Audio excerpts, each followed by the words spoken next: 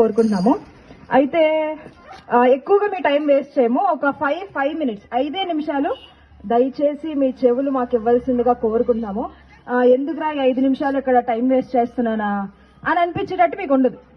So కొంచెం ఓపిక చేసుకొని దయచేసి మా మాటలు వినండి. మీకు ఈ లోకంలో మనం ఎందుకు బ్రతుకుతున్నాము అనే క్వశ్చన్ ఎప్పుడైనా వచ్చిందా? అంటే ఈ లోకంలో నేను ఎందుకు పుట్టాను, దేనికోసం నేను పరిగెడుతున్నాను, నిజంగా నాలో మనశ్శాంతి ఉందా, నిజంగా నాలో ఆనందం ఉందా, ఇలాంటి క్వశ్చన్స్ ఎప్పుడైనా వచ్చాయా? లేకపోతే ఒకసారి ప్రశ్నలతో మిమ్మల్ని మీరు ఆలోచించుకోండి. నిజంగా దేనికోసం మనం పరిగెడుతున్నాం? ఈ లోకంలో మనం దేనికోసం పరిగెడతామంటే మన కుటుంబం కోసం, మన కుటుంబ పోషణ కోసం, లేకపోతే మన బిడ్డలు మంచిగా చదువుకోవాలి, వాళ్ళకి ఫీజులు కట్టాలి, లేకపోతే నాకు అప్పులు ఉన్నాయి అప్పులు తీర్చుకోవాలి, లేకపోతే మంచిగా నేను మంచి బట్టలు వేసుకోవాలి, వేరే ఊర్లు తిరగాలి, ఇలాంటి ఆనందాల కోసం బతుకుతాం కదా. సరే, దీని అంతటి తర్వాత మన జీవితం ఏమవుతుంది? మన ఆత్మలో తృప్తి ఉందా? ఆత్మకి నిజంగా ఆనందం ఉందా? సమాధానం ఉందా? ఒక్కసారి మనం ప్రశ్నించుకుందాం. మీ టైం ఎక్కువ తీసుకోవాలని చెప్పాను కదా.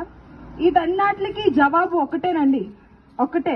అది మీకు శాంతి కావాలన్నా, సమాధానం కావాలన్నా, మీకు ఆనందం కావాలన్నా, యేసు ప్రభు మిమ్మల్ని చాలా ప్రేమిస్తున్నాడు. ఎప్పుడైనా ప్రేమించే దేవుడు అనే పదం విన్నారా? ఓకే, దేవుడు అంటే శక్తిమంతుడు, బలవంతుడు, గొప్ప దేవుడు, పవర్ఫుల్ గాడ్, ఇవన్నీ వింటాం కదా. కానీ యేసు ప్రభులో ఒక విశిష్టత ఉందండి. మీతో మేము వాదించడానికి రావట్లేదు, లేకపోతే మిమ్మల్ని మతం మార్చడానికి అస్సలు రావట్లే, మీతో మేము గెలవడానికి కూడా రావట్లేదు. ఒకటే, మేము దేవుని ప్రేమను అనుభవించాం, ఆయన ప్రేమలో మునిగి తేలుతున్నాం. మాకు ఎలాంటి కష్టం వచ్చినా అది కష్టంలో అనిపించదు, ఎందుకంటే ఆయన ప్రేమలో మేము ఉన్నాం కదా. అది మాకు ఆనందం ఇస్తుంది. సో మీరు కూడా అదే ఆనందంలోకి రావాలని కోరుకుంటున్నాము. ఆయన మిమ్మల్ని ఎంత ప్రేమిస్తున్నాడంటే మాటలతో చెప్పి వదిలేదు. ఆయన ఈ లోకంలో మన తల్లిదండ్రులు ఉంటారు, మనకి జీవం ఇస్తారు. మనకి 2 కిడ్నీలు పోయినాయి అనుకోండి, ఒక కిడ్నీ ఇస్తారు, ఇంకో కిడ్నీ ఇస్తారా? వాళ్ళు ఎవరు? ఎందుకంటే తర్వాత వాళ్ళు కూడా లైఫ్ ఉండదు కదా. కానీ యేసు ప్రభు అయితే ఆయన 2 కిడ్నీలు కాదు కదా, ఆయన రక్తాన్నంతా నీ కోసం చిందించాడు. ఆ రక్తం ఎంత శక్తివంతమైనదంటే నువ్వు చనిపోయినా కూడా తిరిగి నిన్ను లేపగలిగిన శక్తి ఉన్న రక్తం అది. ఆయన చనిపోయాడు, సమాధిలో ఉండలేదు, తిరిగి 3rd డే లేచిన ఒక్కటే ఒక దేవుడు ఎవరైనా ఉన్నారా అంటే ఆయన యేసు ప్రభు వారు. ఆయన ఈ లోకానికి ఎందుకు వచ్చారో తెలుసా? నిత్య జీవం ఇవ్వడానికి వచ్చారండి. మన జీవితం 70 సంవత్సరాల మట్టుకు కాదు, 80 సంవత్సరాల మట్టుకు కాదు, మనదంత చిన్న జీవితం కాదు, అంతకంటే పెద్ద జీవితం నీకు నాకు ఉంది తెలుసా? ఆ విషయం నీకు తెలుస్తుందా? అంతకంటే గొప్ప ఆనందం నీకు ఉంది తెలుసా? ఈ లోకంలో మనము చనిపోయాక మనకి రెండు చోట్లకి వెళ్తామని మనం వింటాం. ఒకటేంటి? స్వర్గం, ఇంకొకటి ఏంటి? నరకం. రైట్. మరి మనం పుణ్యకార్యాలు చేస్తేనో, లేకపోతే అందరికి ఫుడ్ పెడితే, మంచిగా భోజనం పెడితేనో మనకి పరలోకం వచ్చేస్తుందా? స్వర్గం వస్తుందా? లేదు, రాదండి.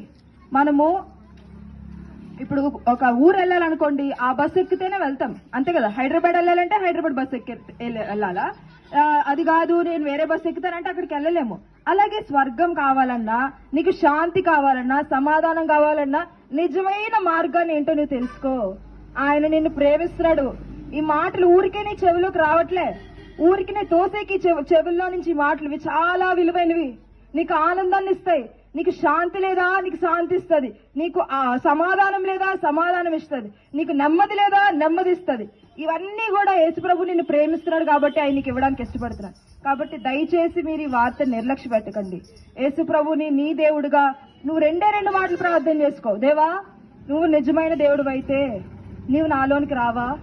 ఆయన నన్ను తొందర పెట్టి ఆయన ఫోర్స్ తో నీ హృదయంలోనికి రాడు. God is very gentle. ఆయన చాలా నెమ్మది కలిగిన దేవుడు, చాలా ప్రేమ కలిగిన దేవుడు. ప్రేమతో నీ దగ్గరకు వచ్చాడు కదా. ఇప్పుడు నీ దగ్గర ఏం చెప్తున్నాడంటే, నన్ను వెల్కమ్ చేయి, నన్ను నీ హృదయంలోనికి పిలువు అని చెప్తున్నాడు. ఒక్కసారి నువ్వు ఆయన హృదయంలోనికి పిలువు, ఒకసారి ఆహ్వానించు. దేవా, నా హృదయంలోనికి రా, నాకు శాంతి ఇవ్వి, నాకు సమాధానమి, నువ్వు నాకు కావాలి అంటే మాటలు ప్రార్థించే. ఆయన నీ ప్రతి పాపాన్ని కడుగుతాడు. నీకు ఆయన్ని దూరం చేసేది ఏంటో తెలుసా? నీ పాపమే.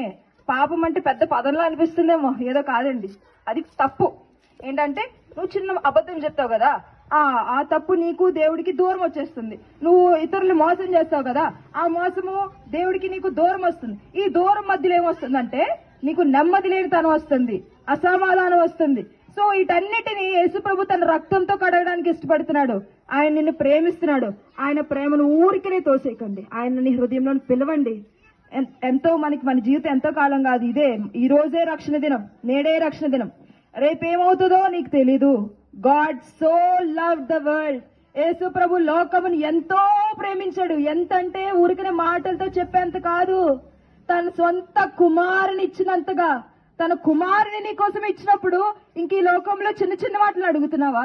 నాకు అప్పులు తీసేయని అడుగుతున్నావా? నాకు ఆరోగ్యం ఇవ్వని అడుగుతున్నావా? ఇవన్నీ చాలా చిన్న విషయాలండి.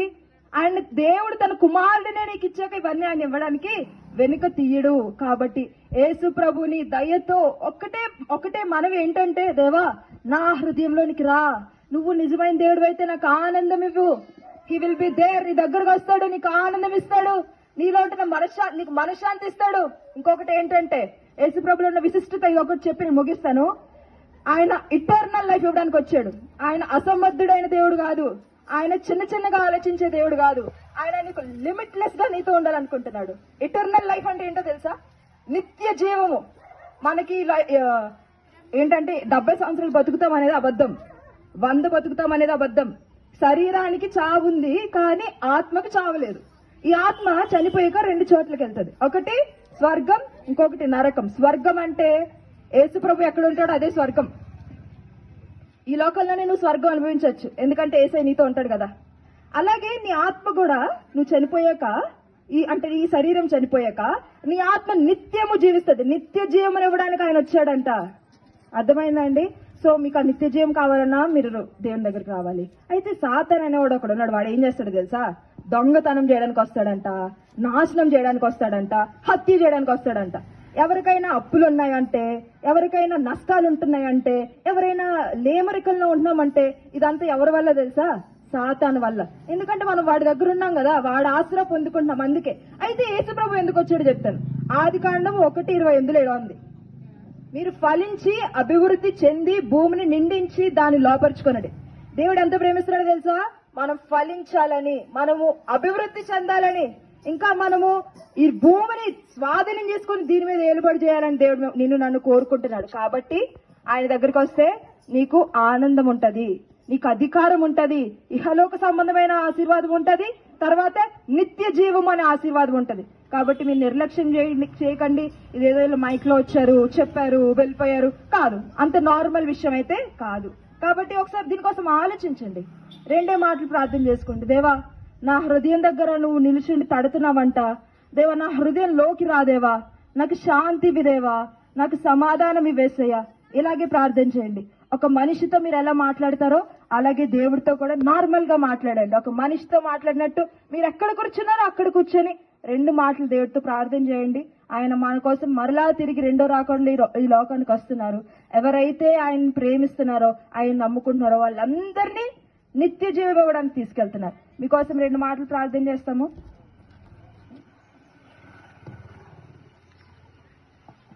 ప్రేమగల తండ్రి, దయగలిగిన దేవా, నిన్న నేడు ఒకటే రీతిగా ఉన్న యేసయ్య మంచి దేవా, మా హృదయంలోనికి మీరు రండి దేవా.